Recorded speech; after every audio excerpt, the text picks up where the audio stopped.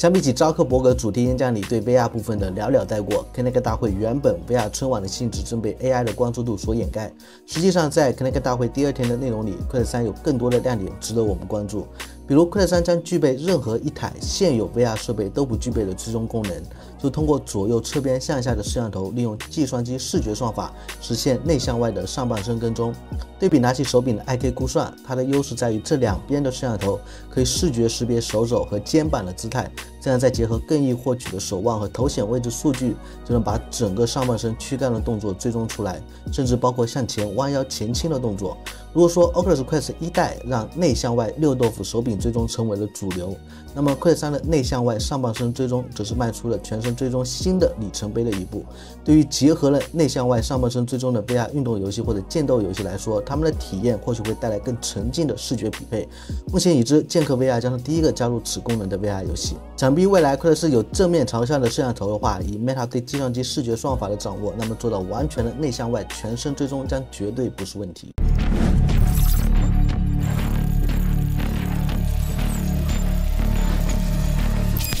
VR 是虚拟的，但体验是真实的。大家好，欢迎来到本期的 VR 速递，我是你老朋友翟老师。我们先继续来看Quest头显通过上半身的数据来模拟下半身并生成腿的部分。因为这只是一个简单的枯算模拟，所以它不是Quest 3的独家功能，而是适用于全部Quest头显。目前是可以模拟出轻跳、下蹲以及坐姿等动作，也就是那些有充分上半身参与的动作，但是不会估算到有很多实际的腿部动作，比如说抬起膝盖或者翘起二郎腿。但是我个人感觉前面2颗摄像头理论上是能够拍到翘二郎腿的动作的，感觉未来还是很有希望能够通过更新来添加进来。其实 Meta 现在全身虚拟形象还有个小更新，对于那些不支持手势追踪的 VR 游戏，如果你之前临时把手柄放到桌面上时，你的虚拟手臂会像弹簧一样无限拉长，但现在Quest的虚拟形象会判断到这一动作，并自动以正常手部姿态下垂的动画来替代，这一点改进还是很细节的。对了，因为Quest 3具有内向外的上身追踪，所以它有一个基于此特性所独有的手势追踪宽动态模式。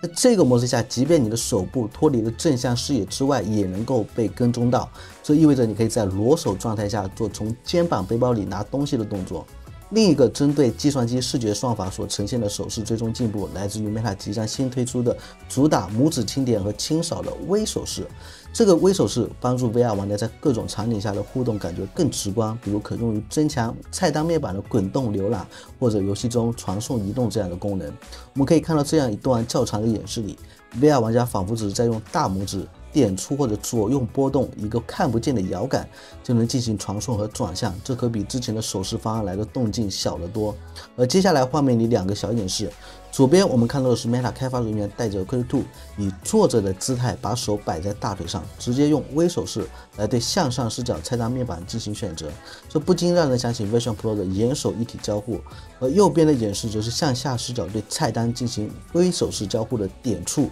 有趣的是，这一段我们还看到了一个窗口自动伸缩比例的全新 UI 动效，看上去是非常的丝滑，希望我们能够早日在正式系统里用上。然后咱们说一下全新的无追踪环手柄，正如大家之前预计的那样，红外 LED 灯内置到了手柄的黑色面板和底部，这意味着头显在追踪时的可视标记更少。考虑到 Quest 3和 Quest 2的4颗黑牌摄像头位置不同，两者的追踪覆盖范围也会不同。Quest 3在头顶上方和下巴下方的捕捉效果不如 Quest 2，但作为交换 ，Quest 3对身后方以及肩部的追踪面积会更大。最后 Meta 自己测试下来，Quest 3的覆盖范围在 91.79%， 会略大于 Quest 2的 89.69%。那对于头顶上方和下巴下方，就要靠 AI 模型和 IMU 传感器的瞬时加速度数据来弥补。不过前面我也已经提到了 ，Meta 在这方面的成果倒也不需要太担心。触觉反馈方面，对比 Quest 2手柄增加了 VCM 马达，以及 Quest 3手柄扳机键现在是支持2阶段触发。那这并不代表增加了键程，简单说就是现在 Quest 3用户完全扣动扳机后，任何后续添加额外的力都可以作为一个单独的值来读取。具体如何呈现就要看游戏开发者怎么来利用了。Connect 大会以前都会有 Meta 长远的 VR 技术研发展示，比如各种新路线的原型机、EMG 输入等等，但这一次基本上都没了。不过好在过了几天的场外活动里，扎克伯格和知名博主 Leaks 用一次远程播客对话，给我们展示最新进展的真实数字形象的研发成果。6月份我们已经看到苹果 Vision Pro 版本的真实数字形象叫 Persona，当然 Meta 的这个我们好几年前就有看到了，那个时候它的演示是一定要连接电脑来做算力驱动，而这一次我们看到扎克伯格是直接使用 Quest Pro， 并且有实时的面部和眼部动态捕捉输入，效果看上去非常的不错。但是这类技术的实际落地真正难点是一开始对面部或者身体扫描输入的成本。像苹果 Vision Pro 它强就强在能够直接独立扫描输入生成，而 Meta 这边之前是展示过在实验室里的全身扫描，也有用手机来扫描再导入面部等各种研究方案，但真的想实装到头显上使用的话，它明显还有很长的路要走。希望我们能够早日看到实现的那一刻。然后是关于 MR 混合现实功能，这里我主要把深度传感器的部分拿出来讲一讲，这个也是目前Quest 3比较明显有待完善的部分。深度传感器的存在会比纯透视模式增加网格数据和深度数据。网格数据可以实现用户现实空间的几何表示，让虚拟物体准确和现实物体产生碰撞以及进行稳定的位置导航。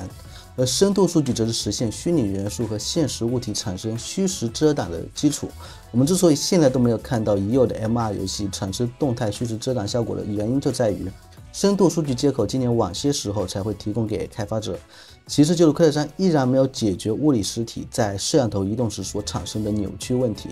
尤其是手或者现实物体离Quest 3特别近，以及在画面边缘时，扭曲依然比较明显，这会影响虚实遮挡效果的呈现。希望未来 Meta 能够通过更新来解决这个问题。最后呢，就是一些细枝末节的东西，比如Quest 3支持 AV1 编码，有望提高串流的效率。Quest 3后期会更新从透视模式下无缝启动 MR 游戏，而不是再需要黑屏过渡来启动。还有就是像深度传感器支持扫描多个房间环境的记忆功能，以及商店的游戏支持正式发售前预下载等新的更新计划。这些呢，等我们正式到手Quest 3之后再来给大家细说。OK， 那本期的视频就到这里。我们是不等待 VR 成熟，而是要陪着 VR 成熟，落地 VR 轴圈。如果你也是对 VR 相关感兴趣，欢迎关注我的频道，点赞、投币、转发3连。那我们下期视频再见。